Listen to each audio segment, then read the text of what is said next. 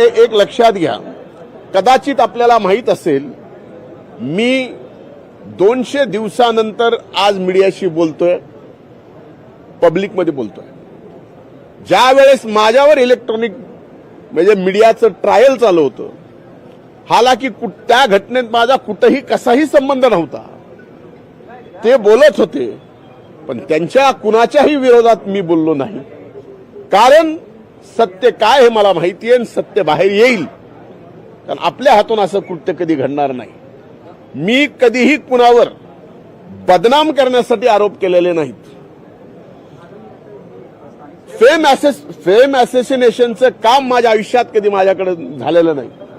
25 वर्ष मी राजकारणात, 25 वर्षात मी कधीच कुणावर खोटे आरोप केले नाहीत. 5 वर्ष विरोधी पक्ष नेता होतो, कधीच कुणावर खोटे आरोप पुराव्याशिवाय कधी केले नाहीत.